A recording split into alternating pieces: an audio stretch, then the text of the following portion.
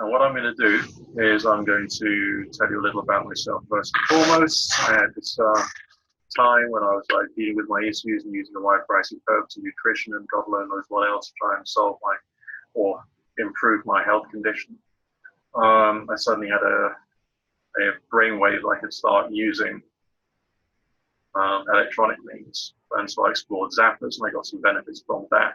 Then I used a frequency device and I got some benefits from that, and that gave me justification to invest heavily in Spooky. Okay, if I had just gone straight for Spooky2, I'd have saved myself over £1,000. That's the way it is, and that's why Spooky2 is so good, because it does a hell of a lot of what it says on the tin. So I just need to bring that to your attention now.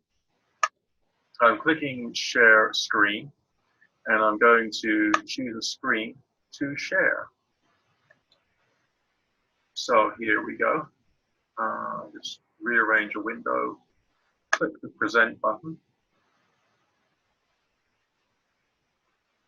And here we go at the start of the Spooky2 Scalar question and answer section. So this is a presentation that's been assembled by Spooky2 in order to answer the vast majority of questions people have got about this technology and to provide you with a little bit more background, information, and inspiration so that you can work out how this stuff could actually work for you and be beneficial to yourself. As I say, I myself am not a medical practitioner. Okay, I'm therefore not qualified to talk about cures and all that kind of stuff. It's just not within my remit to do so. But this is a technology which I use for myself to try and help my general well-being, and therefore I have found it beneficial. And that includes the regular Rife technology of contact, plasma, the remotes, which I was very skeptical about initially, and now scalar as well. So let's have a think about what Spooky2 is about, what can it be used to treat, and what people have been able to gain some benefits from. Okay, start from the top.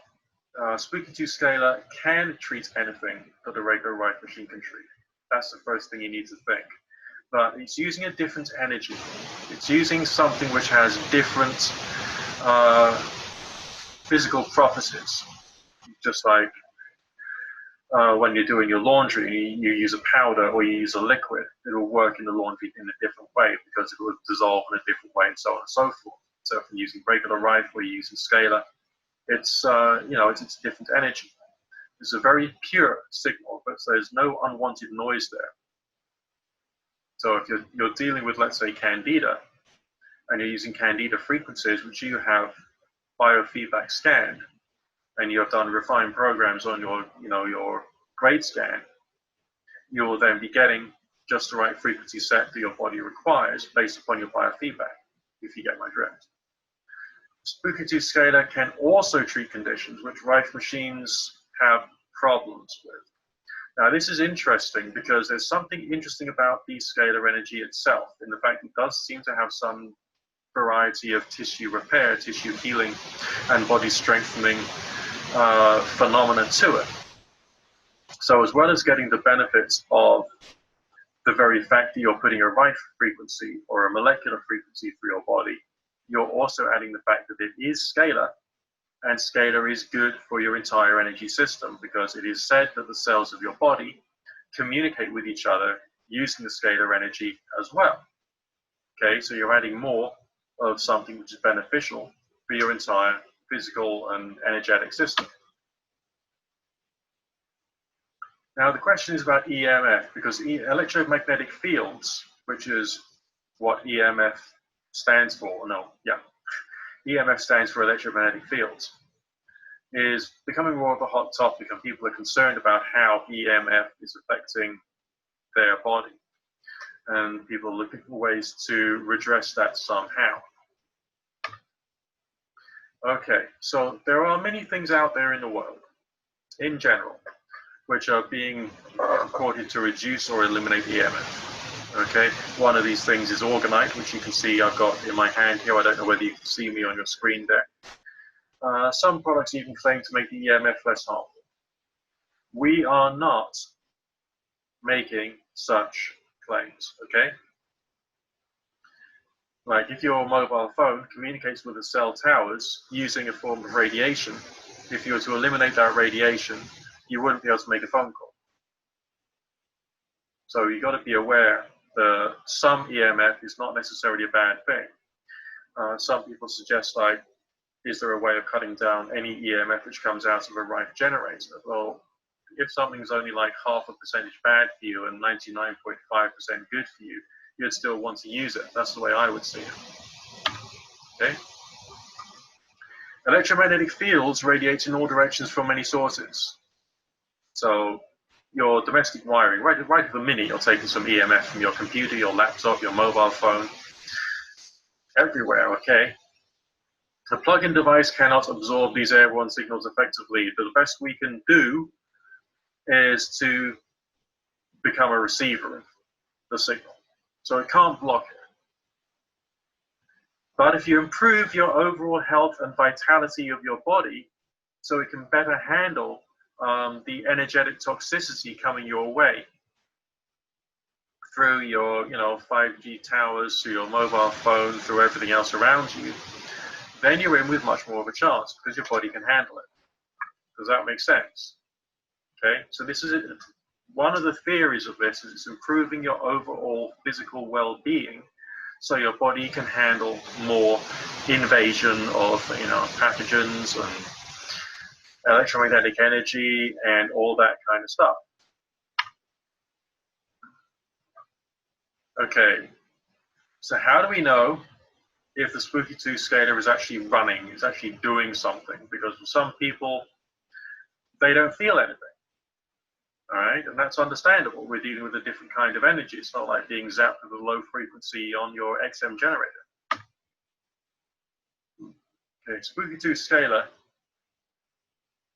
has some basic visual things, such as the built-in frequency generator has display lights, the transmitter has a tuning tool, the receiver also has LEDs on it, which proves that the energy is being converted into the scalar field. Okay, now you know what the Spooky2 scalar looks like. It's these two little briefcases, and you open them up, and you point the backs of the lids towards each other, and you sit or lie between the two of them. This is a key question. What is the ideal distance for Spooky2 scalar? Okay, so we've got to look at minimums, which is 6 feet. You got to try and keep at least 2 foot away from the transmitter coil or 1 foot away from the receiver. Okay, 2 feet away from the transmitter, 1 foot away from the receiver. When you do a biofeedback scan using scalar, because you can use the scalar digitizer plugged into the scalar unit, try to keep the 2 units closer together so that the scan results are not affected by other items inadvertently entering the scalar field. It's a sensitive system. If you've got other things coming into that oval-shaped field between the 2 lids, that will affect it. That could be an insect, it could be a pet, it could be just something else. In theory, taking into account what we know about scalar, there is no limit to the maximum distance between the 2 lids. It is said that the further apart the 2 boxes are, the bigger and stronger the scalar field is, because the shape of the scalar field is like a rugby ball, which grows bigger when you have a greater distance between the 2 tips of your rugby ball. However, more items will be within the field. Okay, so there's an opportunity for interference there if you're doing biofeedback scanning, and also more things in the field means that some of it could be absorbed, reducing the strength which is going into your body. And also you've got the long link cable, and it may lose some energy from that. So you've got to try and find a happy medium that suits whether you're doing biofeedback or treatment. The good news is the scalar field is not blocked by walls, so you can put the 2 units in different rooms so long as they're pointing in the right directions to get the field going. For best results, keep the two lids facing each other. Right, now let's think about the size of the scalar field between the transmitter and receiver. And there is a picture of your rugby ball, okay? The scalar field balloons out between the transmitter and the receiver. It expands in the middle. Okay? If the two are further apart, the signal becomes wider, like an American football or a rugby ball if you're English. And the diameter is about 1/2 of the length separating the devices. So you've got 6 feet between the two lids. You've then got a 3-foot diameter in the middle of your rugby ball, your American football. So you can develop a mental picture taking into account those proportions as to how big the field would be and whether you'll be getting any benefit from the field. Okay, do we need to change settings for different diseases?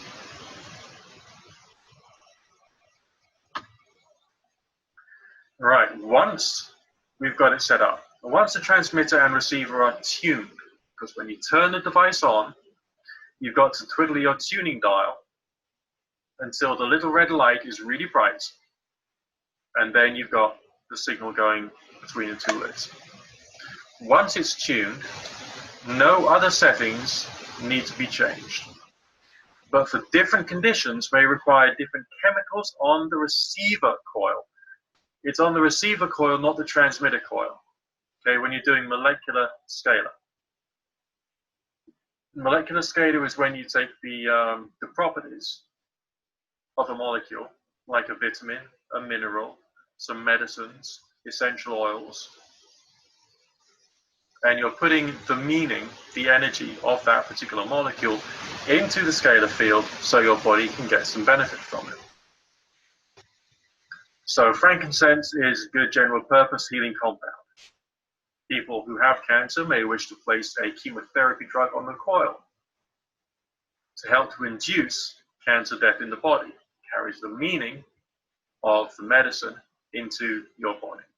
So you're already taking your medicine, you want to put it onto the receiver coil as well. It'll hopefully amplify the effect and helping things out. It's also said that by adding a cancer toxin to the sample of the urine or blood and placing that on the coil will improve the results further, as the information of the cancer cell death will be transferred to the cancer cells in the body. Okay, so it's taking a meaning brought about by the molecular chemistry and delivering that into the field, which delivers it to your body. So, what does it mean practically for a person when placing a substance on the receiver coil? What happens within the body? So we've got this procedure, what does it actually do? Good question. We can add molecular information into the scalar field by placing a substance on the receiver coil. Okay? Molecular information transmitted through the scalar field to the body of the person receiving it. It would emulate the effect of the substance in the body. The person in the scalar field will receive the information, which will then have an effect, which will be beneficial to the wellness of the individual. Okay, but what happens if we were to get a bit more experimental and put an insecticide on the transmitter coil? Because some people do have issues with insects. Okay. Would the water have some insecticidal effect and be toxic? So that's if you're putting water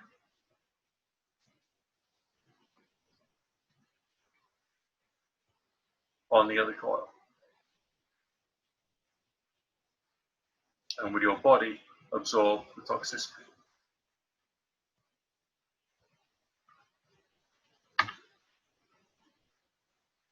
Now, if you're to put an insecticide on the receiver, not the transmitter, your body will absorb it.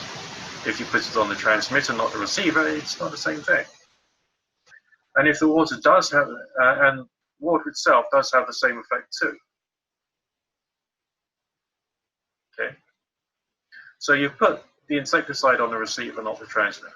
You were to put water on the transmitter and then drink the water, then you'd be putting insecticide in your body, basically. What would be the point or purpose of that? If you were to put the insecticide on the receiver and then lie between the lids of the scalar device, you will be putting the effects of the insecticide into your body. But that is toxic to your body because it's a poison. So you don't necessarily want to use natural insecticide for that purpose. You can test it if you want, but it's completely at your own risk. It certainly is not something I would try.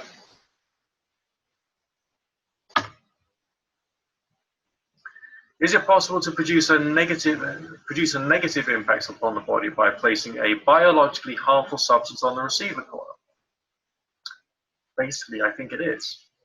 I mean, I wouldn't want to muck around with things which are negative to my body when I'm using scalar. I would only want it to be beneficial to my body and negative to my pathogens, negative to my disease. I would want to use good things like vitamins and minerals. I would want to use herbs which counteract my candida and other co-infections.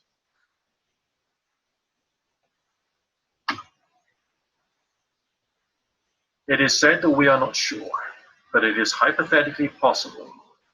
Some people think our body takes what it needs, but some people think otherwise. So I think we have to say that we regard scalar as having a certain experimental aspect to it. But I certainly wouldn't be putting something that negative into my body. And we recommend keeping the harmful substance away from the receiver coil. Because we're usually doing this for health and well-being. Now we've got a question from a user saying, my mother has 7 to 8 pills a day. Can we put all of them on the receiver coil and imprint them into a single glass of water?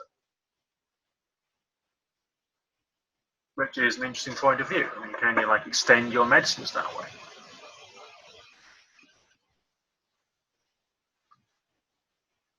The answer is yes.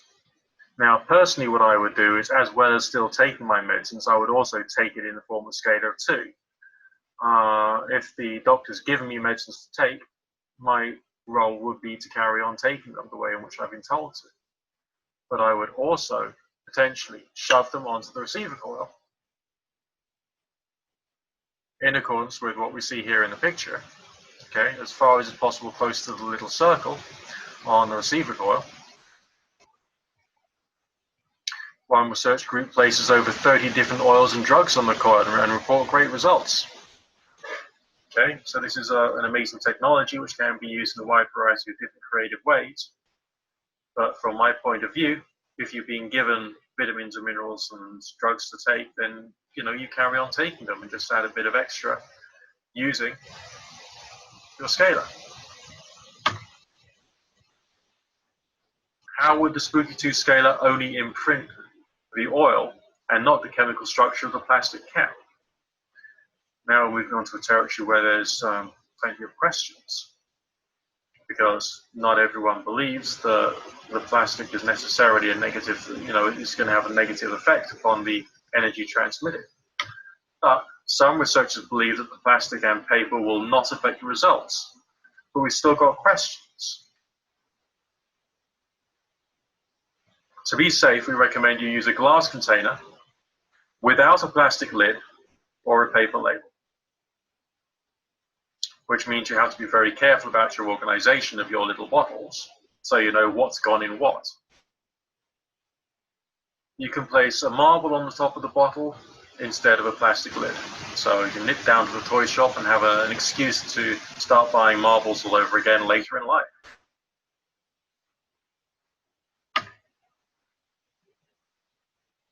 So what kind of vessel can I combine biological fluids with cell-killing agents? Okay, so let's say you are struggling with cancer and want to stack scalar on top of your existing treatments? What kind of container would you put your urine sample with cancer cells in it with a bit of chemotherapy medicine? So, nearly anything here, but it appears that if it's like a glass container, Petri dish, microscope slide, glass beaker, and you can get these things on eBay and also from laboratory equipment providers. So something with a lid will make that will make the liquid nice and stable as a sample, or the essential oil last longer. So if you got yourself some laboratory ware with lids, glass stoppers ideally, that would be brilliant. What's the best way to label my essential oils and samples that I've placed in glass bottles and vials? Because labeling and organizing is important. Okay, you can write it on a piece of paper tape with pen and ink and place the tape on the top of the vials, or write with ink directly on the glass bottles, but writing directly up on the glass bottles is best. So you get yourself a pen which has like permanent ink and do it that way. If you use paper, you can just place that on top of the vial so it's further away from the coil. Because if you think about that, if that's the size of your vial, the top of it is further away from the bottom, and all the goodness, all the medicines, you should have at the bottom.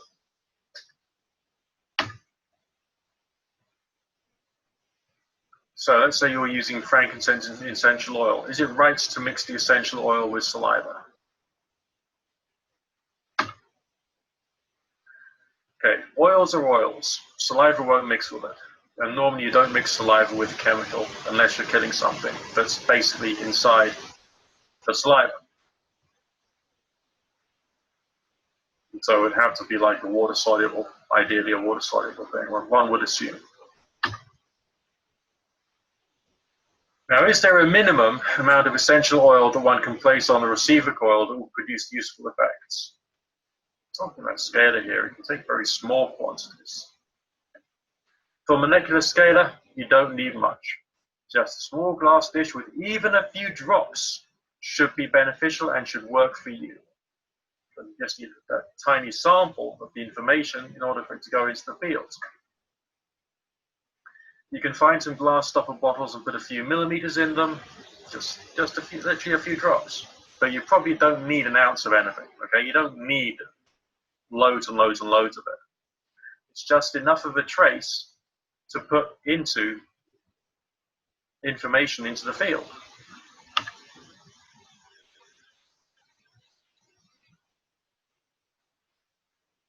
Okay, so now we're talking about the Scalar Digitizer, which we use for biofeedback scanning and grade scanning and refine programs using the Generator X. And this Scalar Digitizer is designed to fit Spooky2 Scalar. But it also integrates with Generator X. So the Spooky2 Scalar Digitizer measures tiny changes in the scalar field during a scalar frequency scan through detecting phase angle. Okay, so it's not working on angle and current. It's only really working through phase angle because we're using a different type of energy than when you're using your Generator X directly.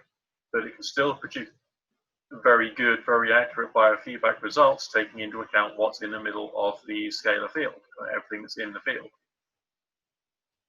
The XM generator is not designed to detect phase angle because it works, the XM scan works via your pulse and uses the pulse unit and also direct current going through it. Well, it's not direct current, it's current going directly through your body.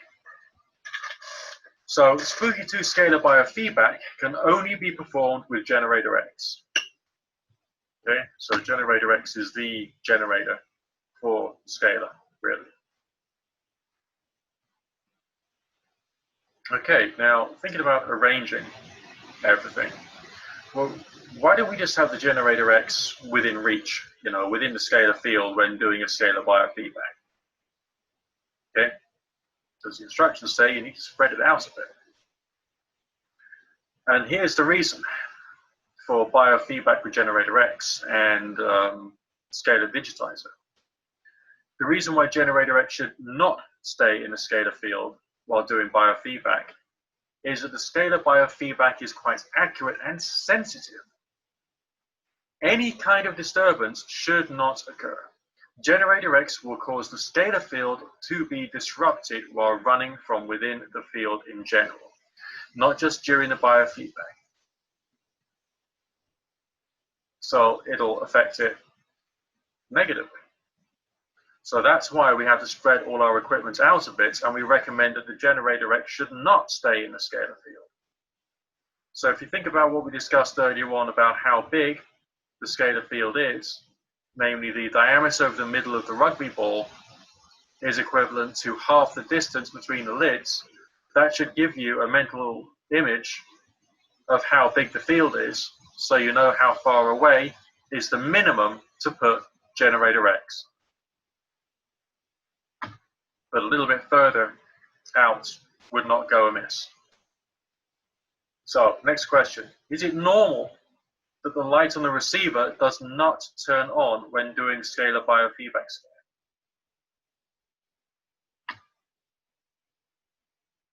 Okay, now the receiver light can be on or dim because there's quite a lot of power lost in the scalar digitizer. The link cable becomes more sensitive to the effects of earthing. If the LED is off, you can do a simple test by making confirmation that the scalar field is present. And this you can do in the software. You go to the Systems tab, select Display Generator X Current and Angle. The graph in the Control tab will then display the current on the selected generator. Placing your hand into the scalar field should influence the graph, proving a scalar field is present. So you put your hand into the fields, it'll create some disruption that will be mirrored in some kind of sufficiently dramatic movement on the graph. Okay, in the Systems tab.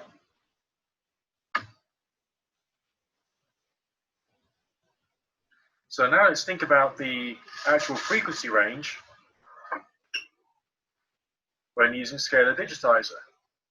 Why is it from 100 to 50,000 Hertz when using scalar digitizer? What is the rationale for that frequency range? It's the optimum range for scalar modulation. You can go up to 5 megahertz if you want, but the scalar field will become distorted at the very high frequencies. So therefore, we're keeping it down to the range which is best for scalar.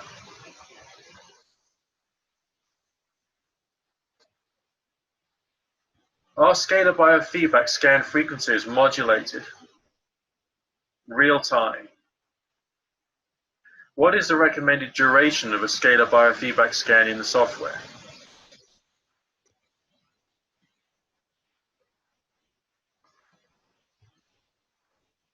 Okay, here we go. Just like when you're doing a regular generator X scan, after doing scalar biofeedback, you should run the scan results to do some treatments. Remember to remove the scalar digitizer when you run the scan results. Okay. If you look at the instruction manual as well as some of the videos on spooky2videos.com, you will probably find the difference in setup between your standard scalar as well as your biofeedback and your hunt and kill. So check the recommended duration in Spooky2 software.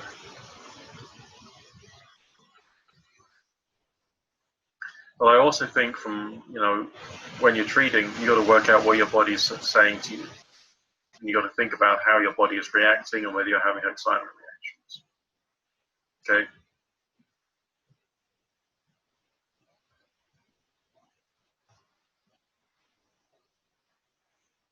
I don't think your scan should necessarily be too long, nor too short.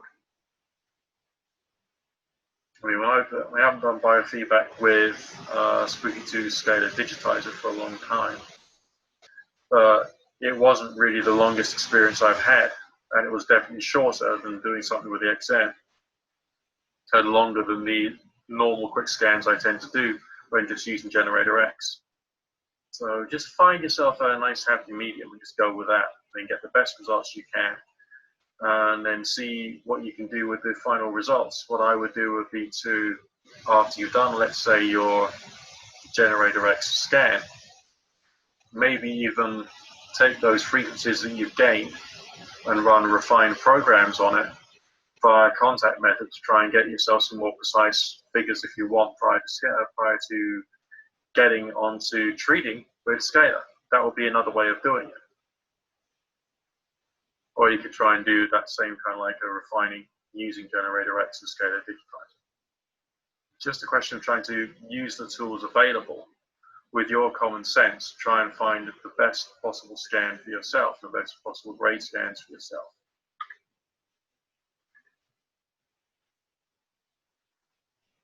Okay, so once you've got your Scalar Biofeedback Scan, what do you do? Once you've completed the scan, you get your frequency list. This can be saved in a custom program that you can run through Scalar. Take a scan on Scalar, you can run it on Scalar. Select Scalar Shell preset, click on the Program tab, select your custom program. Click on the Control tab, check the overwrite box, click on your generator number, and run the results on the Scalar.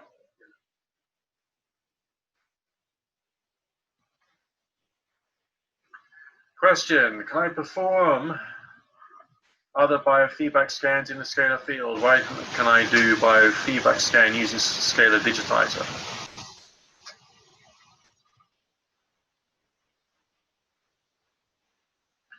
So you can't do too much else. You can't do a pulse scan at the same time. But Spooky2 Scalar Digitizer measures tiny changes in the scalar field, while Generator X records how the electrical signal behaves. Only Scalar Digitizer can do biofeedback scan in the scalar field. So if you want to do everything on Scalar and Scalar is your thing, you need Scalar Digitizer in order to get the right biofeedback sorted out.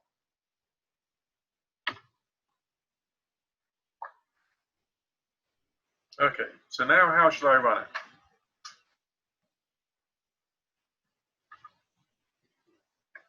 Okay, you can run the hits using any method.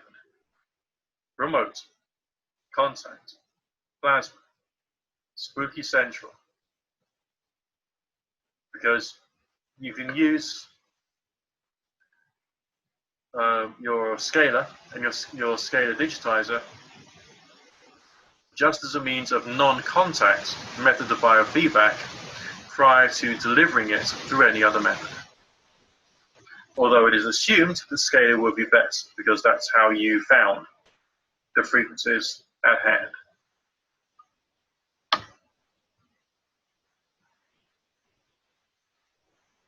Okay, so what if you wanted to play around with using your DNA sample whilst doing Scalar biofeedback?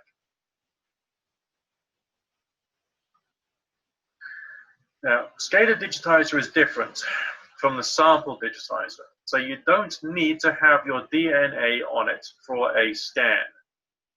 You just need to sit or lie between the two Scalar boxes. And you can relax, you can read a book, you can watch some TV, whatever. Just try and have as few other things getting in the way of the field and distracting the field, the Scalar Digitizer, from the work at hand of scanning your body.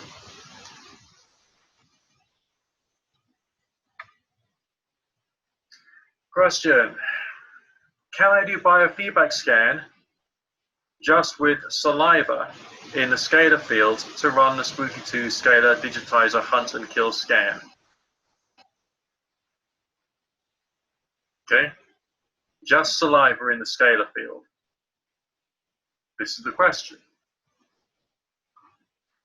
Because Hunt and Kill is quite a useful tool, so people don't think that would be a good thing.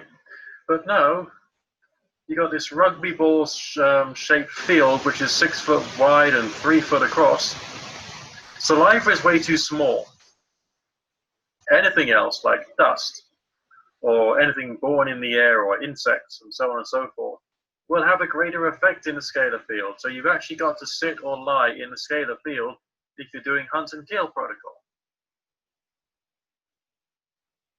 Okay, that's the questions that I was asked to answer on behalf of the wonderful people at Spooky. So I now can stop screen share and I bring you back to my ugly face. And now we got questions appearing in the Q&A box. Now, we've covered rather an awful lot in reasonable depth there. And we'll see what everyone else has said in the question and answer section. If you want to carry on asking me questions for a while so that you can gain my perspective, put your questions either in the Zoom webinar chat or you can put them in the Q&A because I'll get around to it eventually. Because it's my job here to give you as much information as I can during this time.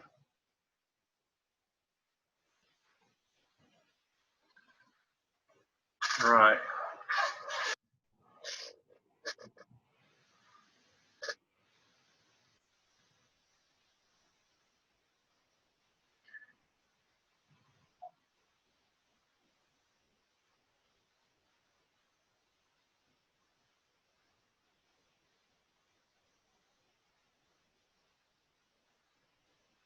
Right. Could you please compare biofeedback scan versus Hunt and Kill? Okay. Right. Hunt and Kill is a method of using generator X to gain or to use 10 particular frequencies. Those frequencies are then run for the purposes of doing some killing on those 10 particular frequencies. Once those 10 frequencies have been run for 3 minutes each, a scan is done to test those same 10 frequencies. If there is some deviation, then a new set of numbers is created, which is similar to and based upon those original 10 numbers. The idea is that the condition or the infection may have changed or mutated or tried to get out of the way of the attempt to kill it, because the infection wants to live. You don't want it to live, but the infection wants to live. So it changes, or some of it gets killed off, but other more resilient bits which have a different frequency are still around. So the second iteration will then go in a bit harder on those extra bits, and then there'll be another scan based upon those 10 frequencies, and it carries on and carries on and carries on. So Hunt and Kill can be done all night long. And the result of that is, by the end of your session, there will be some kind of improvement in whatever frequencies were found. But in a similar way to grade scanning, you can take some existing frequencies, either from an existing frequency set or from a previous biofeedback scan, and you can run those through Hunt and Kill. So let's say you're tackling Candida, and there's one particular Candida frequency set which once upon a time had a good effect on you, and it doesn't do that anymore.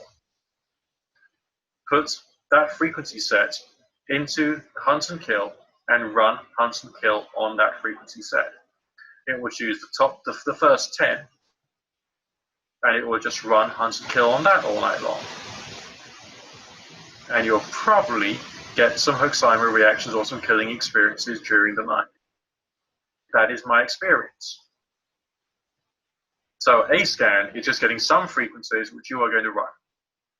A grade scan is getting the top most effective frequencies from some existing frequency sets, which you can then run.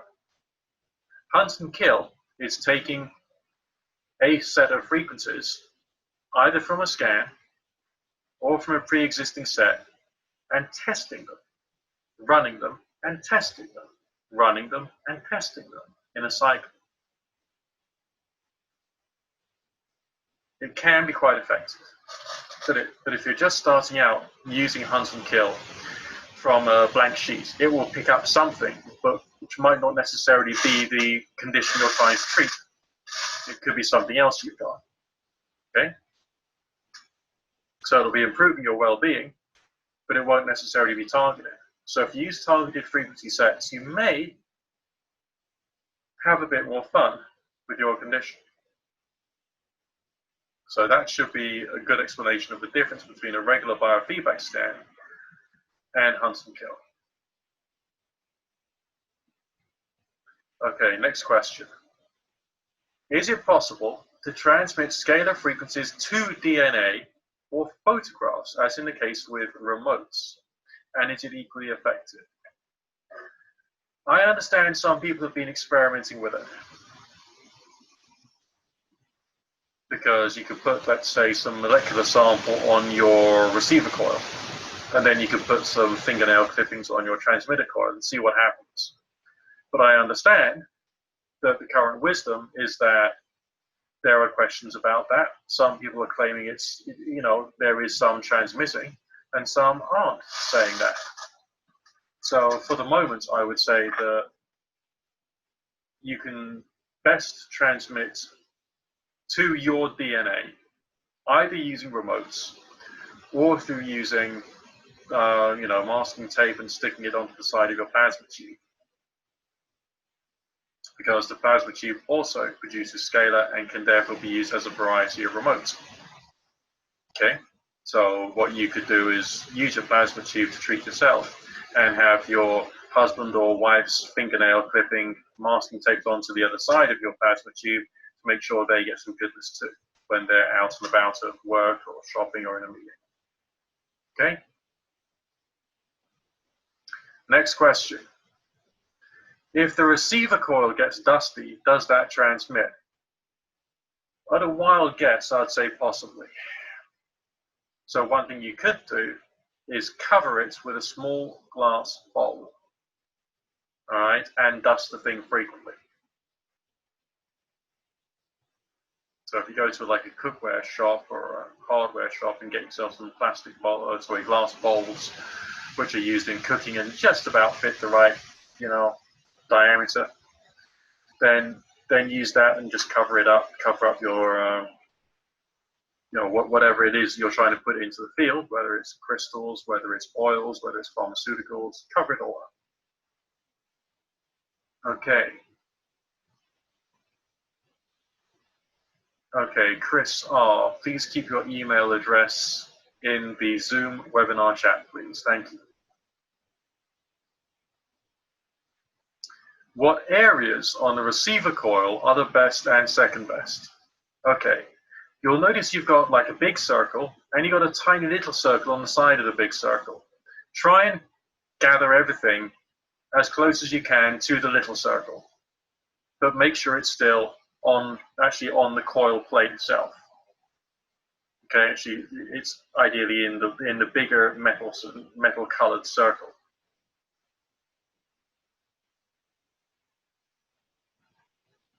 But I'm pretty sure any area on the coil will be good. It's just that one spot is just the best. So if you've got some priority pharmaceuticals you want to put into your body through scalar, make sure they're on the spot. If there's other ones which you also want to get some benefit from, they can go around it. Okay? But that has to be like of a lesser importance, I suppose. Okay, now we got a whole stream of questions from Andreas. Number one, can I use every frequency I use with contact also for scalar? I might have my own frequency, which I use successfully with contact, but I don't know whether I can also use that with scalar, which might be even more efficient. Yeah, run it.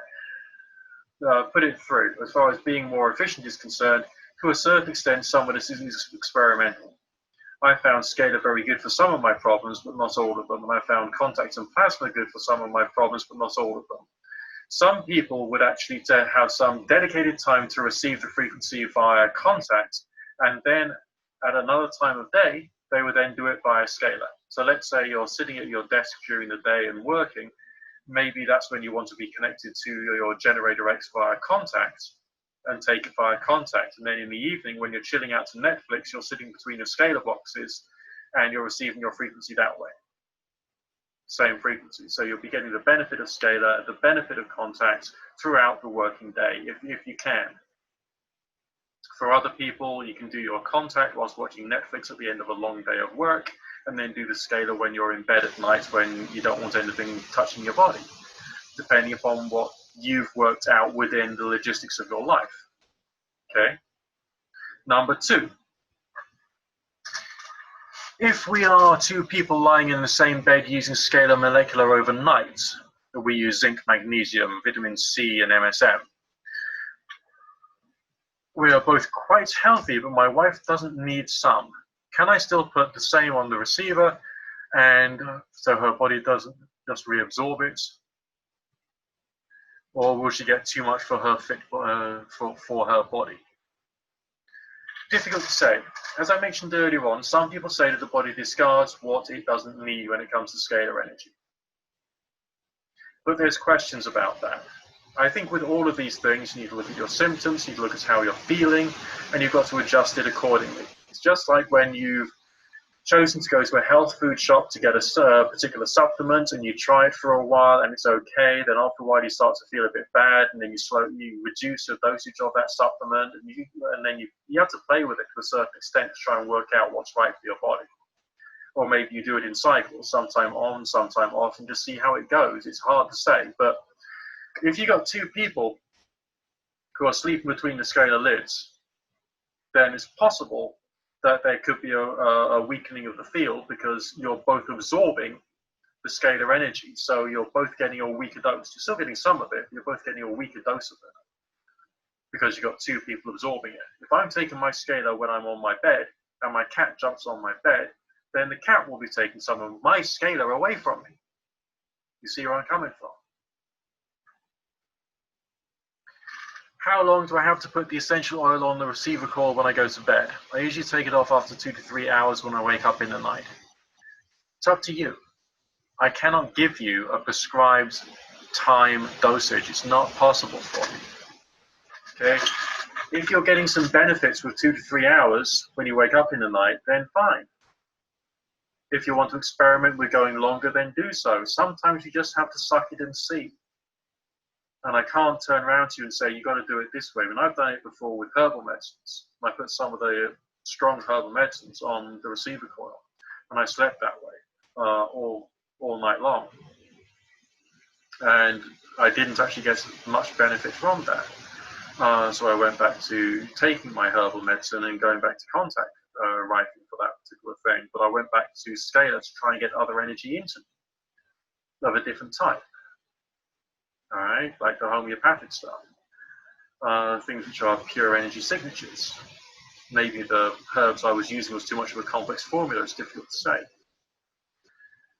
Question number 4. Can you show exactly which areas are the best and second best on the receiver coil for the molecular scalar? Yeah, the little dot. There's a little dot on the edge of the plate, and that's the best on the dot. And all the things which are second best, you have like orbiting around it. Okay.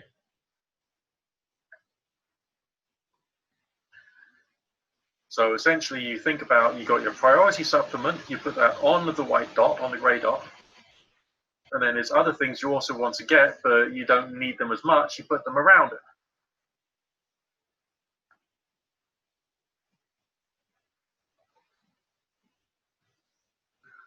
And again, on the transmitter coil, if you can put it as close to the little dot, then do so. If you can't, then do the best you can, and then you'll get the the energy, the frequency delivered into the water.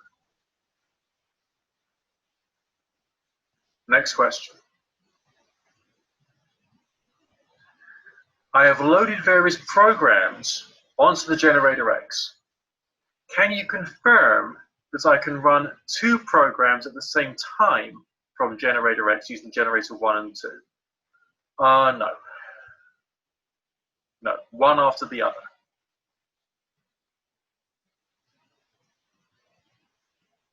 Okay? You follow the instructions for the setup, you do one and then the other. It depends upon how long the programs are, doesn't it? How much, whether one is of greater priority than the other. The only way that I can put lots of different frequency sets simultaneously into my body is through remotes and lots of generators. That's the only way. Okay, or I could do one via contacts and I could do all the rest via remotes, or I could do one via plasma and all the rest via remotes. Putting 2 frequency sets simultaneously, no. Can you also confirm if the tuning light should be flashing when running a program from Generator X, as my tuning light is not flashing? I don't normally look at my tuning light when I'm running it. I'm normally taking my frequency set. So I haven't actually looked at it, but I wouldn't worry about it if it's flashing or not. You tune it before your session. When it's nice and bright, then you're set, then you're ready. Okay?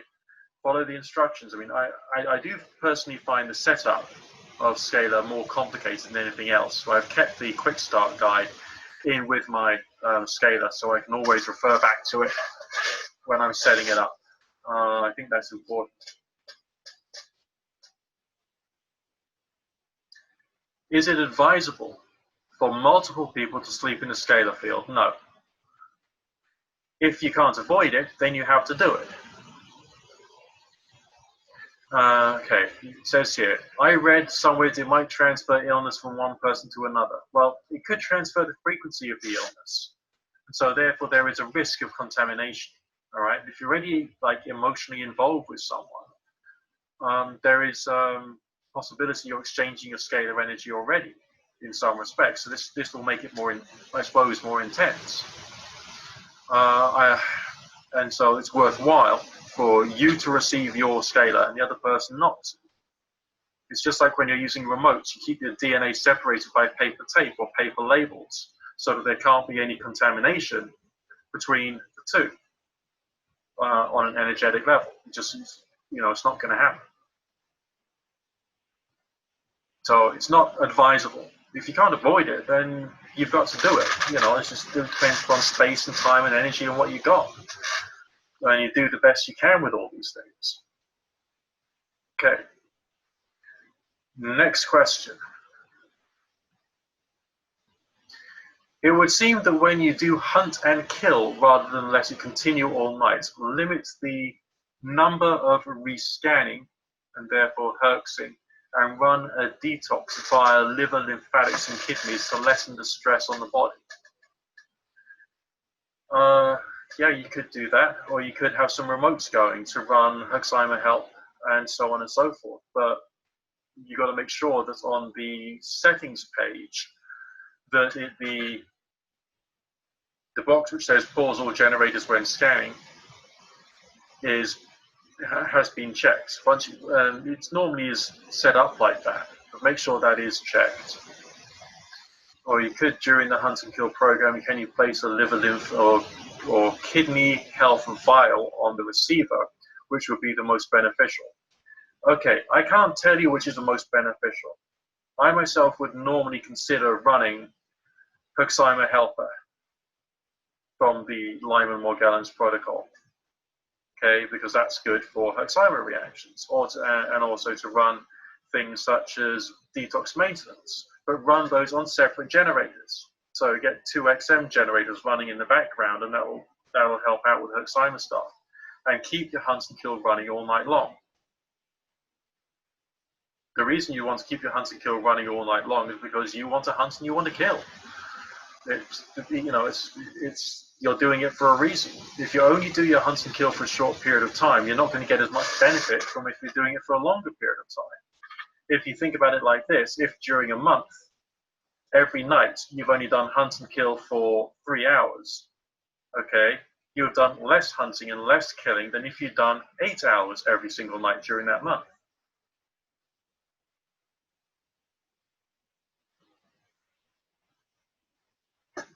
Okay, next question. Will wearing a Cpap mask during sleep not be recommended within scalar field? Okay, fact of the matter is, if your doctor has told you to use a Cpap mask, then you do it. Okay? I'm not telling you to do anything different to what your doctor has already told you, or your surgeon, or your proper professional allopathic practitioner. If you're wearing your Cpap mask and you're in the scalar field, you'll still be getting some benefit from the scalar. There may be some interference, there may be something else going on there, yes, but the bottom line is you've got to do it, therefore you do it. Okay? I'm not going to tell you to do anything that your doctor has... Sorry, let me rephrase that. I'm not going to tell you to stop doing what your doctor has told you to do. I'm going to tell you always to do what your qualified medical practitioner has told you to do, always, first and foremost. Alongside that, you also go to your qualified naturopathic practitioner and you include some good stuff from that. On top of that, you also do your rifing and you read into, diet, nutrition, exercise, sleep, all the other normal stuff you have to do in order to try and create better wellness for yourself. Okay, so wear your Cpap mask, just do it. Okay, it is possible if you've got time during the day, you can take a scalar during the day, can't you? And then you can just sleep at night. You've got to work out your own procedure because your life is going to be different to mine. My life is going to be different to yours. The restrictions on your life are going to be different to the restrictions on my life, and so on and so forth. Okay? And it is hard working it out and trying to do it in a manner which is logistically right for you, but it's got to be done. Okay? Next question.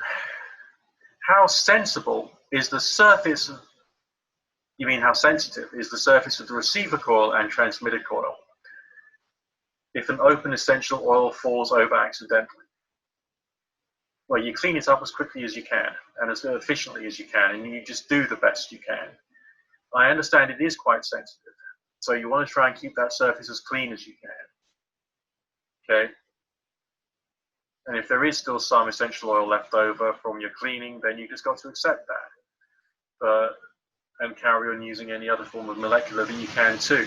But it's a question of remember that you've invested quite a lot of money into your scalar, into your Generator X. You want to treat everything with a great deal of respect because this is part of your protocol for wellness. Okay, the final question in the Q&A part of the thing. If you've got any more questions for me, just quickly write them into one form of chat or the other, because otherwise, the webinar will come to an end and you won't have an opportunity to ask. Next thing, the final question here on this bit, before I go back to seeing what anything else is coming on the regular chat, says, when a person, while using traditional medications normally, is susceptible to negative side effects, places her medications on a scalar machine, will her body also receive the information of the medication which brings about negative side effects? That's a very good question. And it does depend upon what part of your medicine and what part of your treatment you're actually reacting to negatively. Is it the actual substance? Is it the fillers in the drugs? Is it some physical residue left over from the chemical reaction inside your body? It's hard to say, very hard to say. And I think there are too many factors going on there for me to be able to give you a direct and honest answer. My impression is that, to the most part, if it is true that in molecular scalar, the body can reject that which it doesn't want more easily than it can if you ingest the chemical, that it's less likely you'll get the bad effects. And I'm assuming that the molecular scalar is milder somehow than ingestion. and it's not going to go straight into the digestive system. It's not going to affect the digestive organs directly. It doesn't have to be processed by the liver and the kidneys. It won't end up going into your lymphatic system in a chemical manner. So there's something else going on there. It's reacting inside your body in a different way. So I think it's less likely to create negative side effects of the same type as you've experienced. But again, suck it and see. You've got to explore these things yourself and see what kind of reaction you get. Okay, there isn't a hard and fast total formula when dealing directly with the complementary health world. I mean, within the frequency world, within homeopathy, even diet and nutrition, there's more perspectives than there are in modern art. Okay.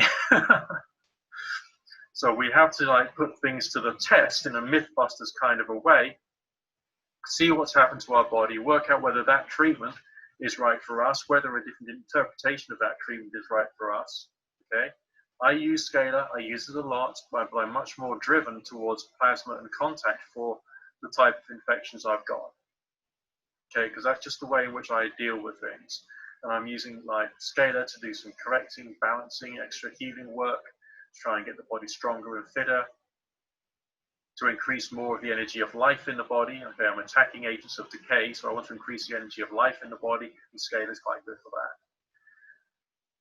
So try it, just try it, and do so without fear, but with like a, part of your concentration, observing your body, observing your symptoms, observing how you're feeling, your energy. Try and keep a health diary if you can, as well as all the other stuff, what you've eaten and what your nutritional values were for that day or week and so on and so forth, how well you slept, and all the other symptoms associated with your illness, so you can try and work out what could be causing what.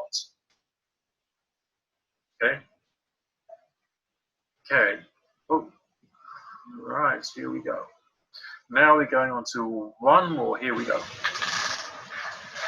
Now we're going on to a question which says here, can you reuse sample digitizer replacement slides? That's not a Scalar question, that's a sample digitizer question. But yes, you can reuse the slides. You need to rinse them, ideally with something like distilled water. Just water to just get rid of all the gunk as well as you can without removing any of the, surfacing of it.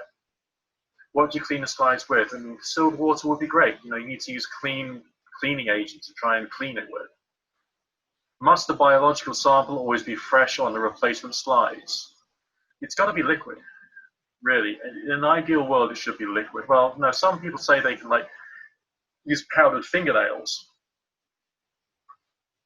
But I don't know much about that. I have sample digitizer. I have not yet had cause to use it in anger. So there will be some aspects of that I won't be able to answer. My feeling is that you need to go for liquid, because when it dries out, it's not going to conduct. It's not going to allow frequency to go through it as well for digitizing your sample.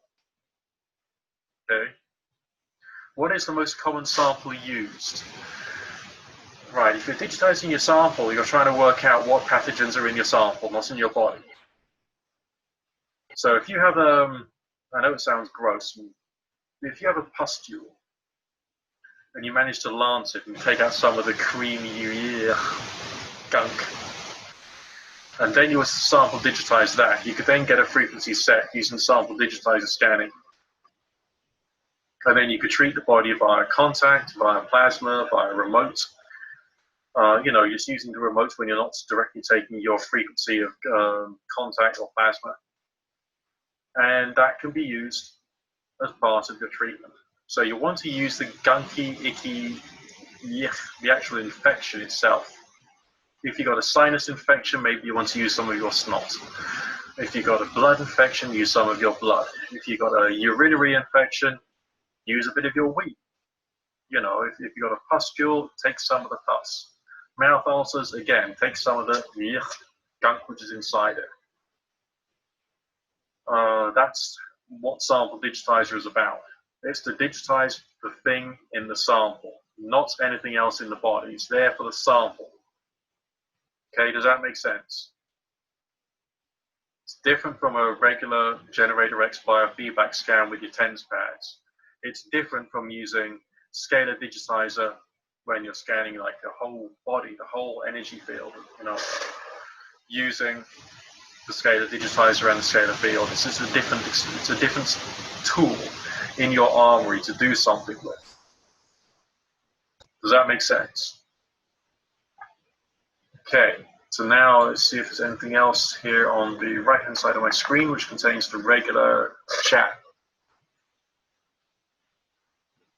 Okay, now it says, the question is, when sitting in a scalar field, can any chair be used even if it's a metal tubular chair? I think you want to try and reduce metal as much as is possible. Because, you know, there's a type of energy. Scalar's got two forms of energy. One is like almost like an RF energy or something similar to that, which goes to the other lid, which then gets turned into scalar energy, which bounces back. So you want to try and keep it as clean as you can. So try and remove or reduce the metal as best as you're able to. I know it's difficult in a modern domestic 21st century life. And I think metal will affect the field. Yeah, it will.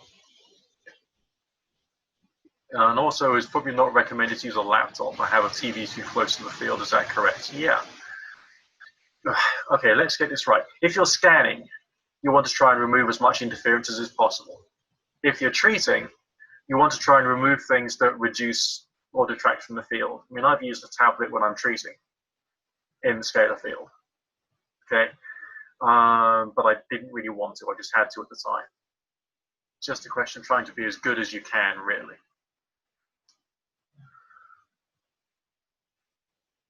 Okay.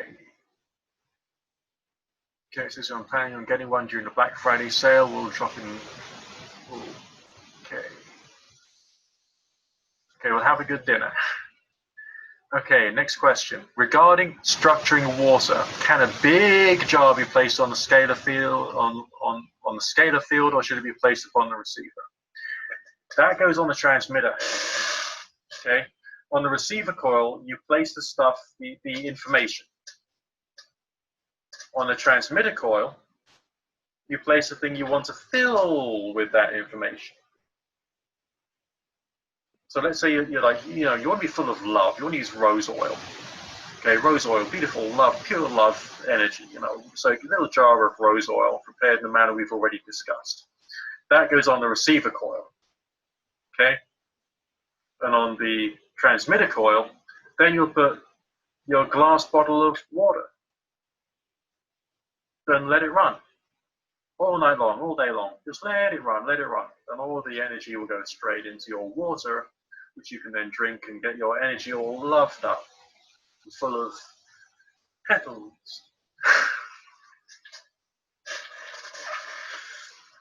You know, whatever. And that's good. And people can do that if they're working with, like, you know, planetary energies and planetary oils and other forms of spiritual things. People can do that when relating to the pharmaceuticals, when relating to gemstones and crystals and other things which just carry an energy you want to receive into your energy field. So it can be a good thing. Okay. All right, we got anything else coming up through here? That appears to be, so far, yeah, that appears to be the last question. Okay. All right. Thank you very much, everybody, for attending here.